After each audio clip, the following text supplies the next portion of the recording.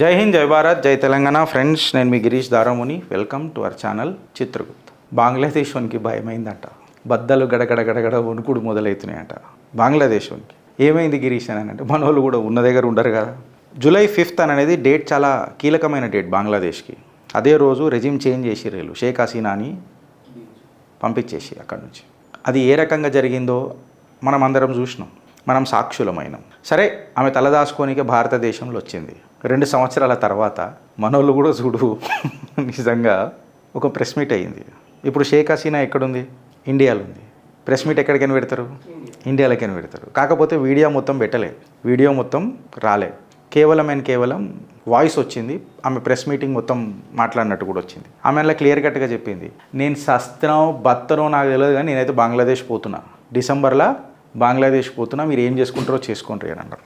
ఆమె మాట ఏదో అన్నది, కానీ ఆమెకు మద్దతు తెలిపిన ఒక క్రికెటర్ ఉన్నాడు. ఆయన పేరే మన కెప్టెన్ షకీబ్ అల్ హసన్. షకీబ్ అల్ హసన్ ఇంటి మీద ఘోరాతి ఘోరంగా దాడి జరిగింది. పెట్రోల్ బాంబులు వేసిండ్రు. నువ్వు షేక్ హసీనాకు కేవలం ఆ ప్రెస్ నోట్లో మనోడు పార్టిసిపేట్ చేసినందుకు ఇది నీకు శిక్ష అని చెప్పాలకు ఒక హెచ్చరిక జారీ చేసిరు.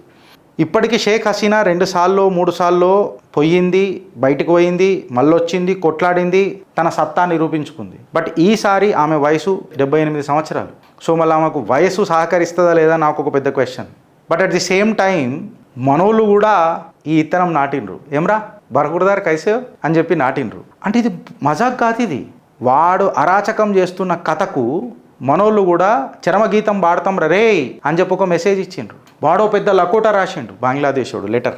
ఇది భారత భూగడ్డం మీద నుంచి ఇట్లాంటి ప్రెస్ కాన్ఫరెన్స్ పెట్టుడు అని అనేది మా దేశ ఔన్నత్యానికి అవమానం చేసినట్టు. నీ అయ్యా తెర బాప్తో హమ్తే ఆ బాప్సే హుషారిది కారా క్యా తూ?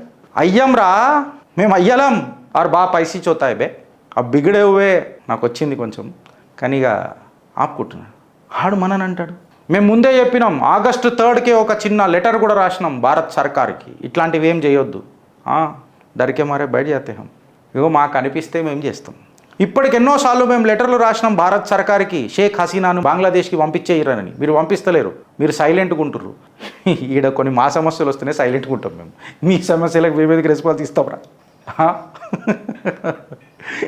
నువ్వు ఆన్సర్ ఎక్స్పెక్ట్ చేసుడు, నువ్వు చూతి ఒక అడ్డారితు. అమ్మ ఏడికి నొట్టిరా మీరు, నాకు అర్థం కాదు. అయితే మళ్ళీ షేక్ హసీనా సక్సెస్ఫుల్ అవుతుందా గిరీష్ అని చెప్పి మనం మాట్లాడితే, అవుతుందా అని అంటే అయితే మంచిదే ఆబ్వియస్గా. ఎందుకనంటే ఇప్పుడు కాదు, ఇప్పుడు ఉన్న సర్కార్ బంగ్లాదేశ్లో వాళ్ళే అంటుండ్రు, we cannot become India's client. అంటే భారత్ యొక్క క్లయింట్ లెక్క మేము పనిచేయలేం. అంటే షేక్ హసీనా బాగా భారత్కి సపోర్ట్ చేస్తుండే అని చెప్పి మాట్లాడతారు. మళ్ళీ ఈ నా కొడుకులు చైనాకి సపోర్ట్ చేస్తే ప్రాబ్లం ఏం లేదు, అమెరికాతో చేతులు కలిపి మనకు కిరికిరి చేస్తానంటే ప్రాబ్లం ఏం లేదు. అదే షేక్ హసీనా భారతదేశంతో చేతులు కలుపుతా అంటే మాత్రం ఇలా కుచిలి లేస్తుంది నా కొడుకులకు. బట్ షేక్ హసీనా సక్సెస్ఫుల్ అవుతుందా గిరీష్ అని చెప్పి మనం మాట్లాడితే ఛాన్సెస్ ఆర్ వెరీ థిన్ ఇప్పుడున్న ఆడ పరిస్థితులు. ఎందుకంటే ఐఎస్ఐ తాండవం ఆడుతున్నది, అలగాబాదుల చేతులకు వెళ్ళిపోయింది, జిహాదీ ఎక్సెట్రా ఇదంతా అయిపోయింది. కాబట్టి కొంచెం కష్టం.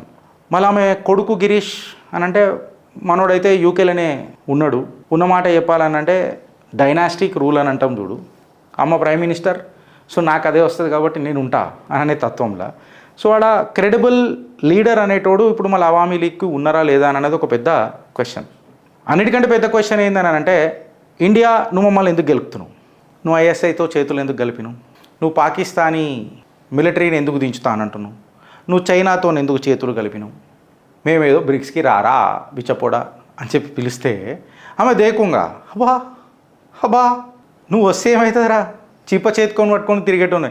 అబ్బే ఓ సాలే, నీకు పైసలు కొన్ని వేల కోట్లు మా ప్రభుత్వం మొన్నిచ్చింది, మొన్న కొన్ని లక్షల కోట్లు మేమిచ్చినాం మీకు. 6,000 కోట్లు 5,000 కోట్లు ఏమో ఇస్తే మేమే అన్నాం మోదీజీ ఎందుకు ఇచ్చినామని.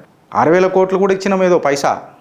ఇంకొకటి గుర్తుపెట్టుకో, మేము వాడిన డీజిల్ నువ్వు వాడుతావు, మా బిచ్చ బతుకులోడివి నువ్వు. और समझा तेरे ISI को, नहीं तो दूसरा एक इस बार हमजा की ज़रूरत नहीं है, तेरे औकात के लिए तो हमारे जमील भाई काफ़ी है. जमील भाई की दूर की बात है रे भाई, उनकी बेटी एलिना काफ़ी है. यारी में कुछ नहीं होने वाला इस बार, सीधा चिकन नेक में. అర్థమవుతుందా? ఇది గుర్తుపెట్టుకోరు. నువ్వు ఎంత కిరికిరీలు చేసినావురా ఆడ బంగ్లాదేశ్లో, హిందువులను ఏ రకంగా చేసినావురా, ఇది గుర్తుపెట్టుకో. ఖచ్చితంగా గడపార దిగుతుంది రా బంగ్లాదేశ్ ఈసారి. వెనకటికి ఇందిరాగాంధీ మిమ్మల్ని ఇడిచిపెట్టిందేమో, కానీ ఈసారి ఉన్నోడు మాత్రము పండబెట్టి ఇట్లా చీరుతాడు మిమ్మల్ని.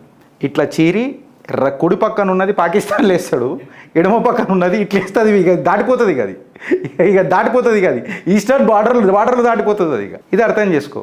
జబ్ బాప్ చీరతా అయినా తో బోత్ బోత్ భయంకర్ చీరతా और इस बार బాపు తెరా చీరేగా తిరుగు. ఇది మనం అప్పుడు ఎంత ఉంటుంది, ఎంత ఆనందంగా ఉంటుంది, ఎంత సంతోషంగా ఉంటుంది అని చెప్పి మేము రాజశేఖర్ డ్యాన్స్ ఆడతాం. ఇక అప్పుడు చూడు బంగ్లాదేశ్. భారత్ మాతాకి జై.